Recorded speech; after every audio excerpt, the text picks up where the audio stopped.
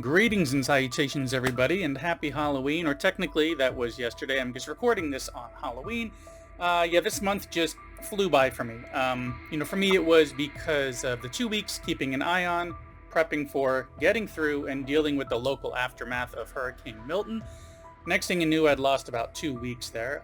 But as we have wrapped up October and I finished with the supercuts and compilations, I wanted to bring in another standalone film here, which I came across when catching up on some of the back catalog episodes of Scream Dreams podcast that I just came across, been around for a while, which I will link to the specific episode at the end of this video, so be sure to stick around for that. But they were interviewing Andrew Bowser, the writer, director, and star of Onyx the Fortuitous and the Talisman of Souls from 2023, which aside from him also stars Jeffrey Combs, and we even get an appearance by Barbara Crampton, so we get this Reanimator / From Beyond kind of reunion happening there. But what is this strangely titled film about? Well, the synopsis is as follows. Fledgling occultist Onyx and a group of worshippers attend a once-in-a-lifetime ritual at their idol BARTOK the Great'S mansion. So, the core of this story is the character of Onyx, meaning he isn't just the star of the story, but he kind of sets the entire tone for the entire film. Now, he's a bit of a loser, treated badly at his job in fast food, still living at home, to the point where he still has all of his toys and childhood decorations and such up in his room.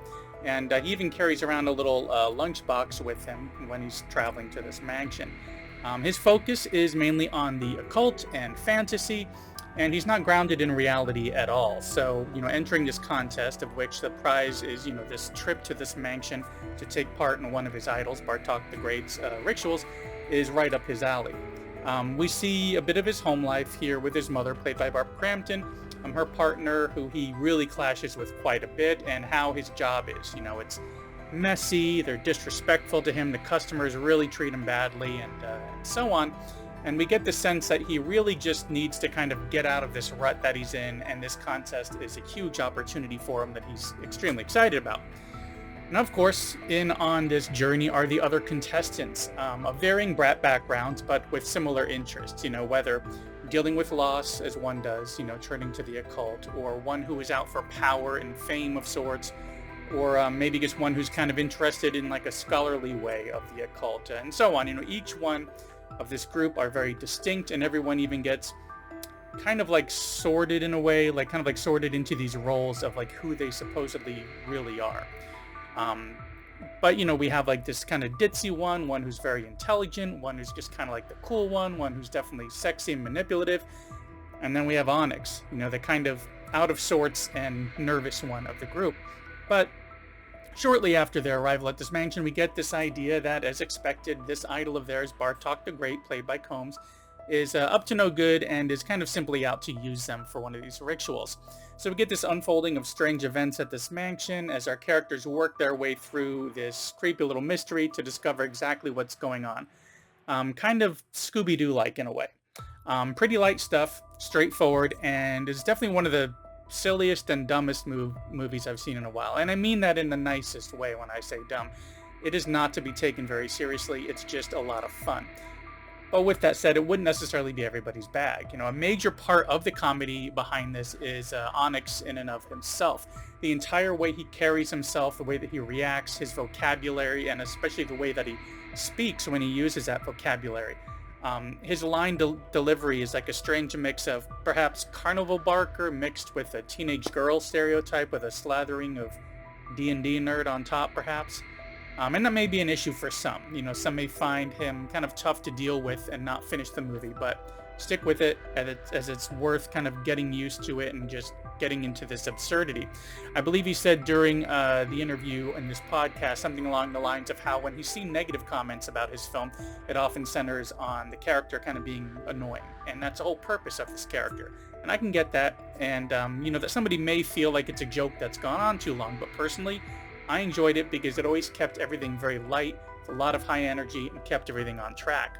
Now, and as for that lightness, that silly side of it, this film has a very strange look from how it is designed in general down to some of the special effects, both digital and practical. The best way I can describe this look and feel It's that it's light in a way that like something on maybe the Disney Channel might look. Either like Wizards of Waverly Place, or especially another older title that I used to watch with my son years ago around Halloween called Girl vs. Monster, with a dash of Beetlejuice and Hocus Pocus on top.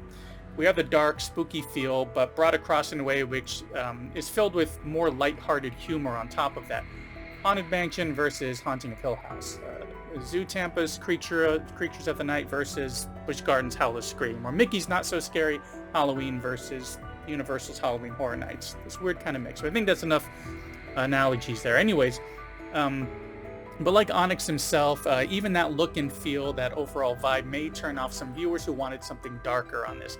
I mean, there is some dark stuff in here. There's definitely some adult humor going on, but it's not a kid's movie. But if one goes in wanting something a bit darker and humorous, kind of like along the lines of maybe John Dies at the end, another one which I did a video for, which I'll link to at the end, like darker, more serious side to go with the humor, they might be a bit disappointed on how this is presented. So if you go in, you know, with this one, I won't bring any spoilers into it, but so it'll be a little bit short. But honestly, even if I had laid out that story, I don't think it would really spoil anything, because any of these reveals are pretty heavy-handed and teed up really well, so that you can really see them coming, and not in a bad way, you know, just in a way that it keeps everything quick, to the point, and slaps you with a joke at every chance that it gets. But all in all, when it comes down to it, it's the character of Onyx himself and how he handles this situation, and that humor thrown in, that whimsical side of things, which make this a strange, silly, spooky kind of film to watch with friends around Halloween time, perhaps, as it's more than worth checking out.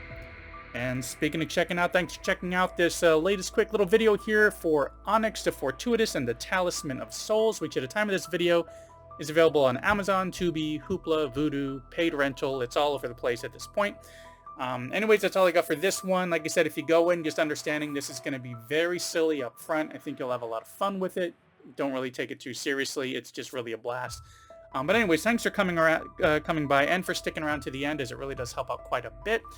Thanks for sticking with the channel through the hiatus in September and the hurricane delays in October especially, and for checking out those supercuts and compilations of my older content, which I hope you enjoyed. And if you did, please give this video a thumbs up, and if not already subscribed, please consider subscribing and hitting that little bell icon to get notifications when I put up new content, which is typically 1 to 3 times a week. And I'm still working on finding some good like Christmas related horror or some Christmas 80s throwbacks that I don't hear much about these days.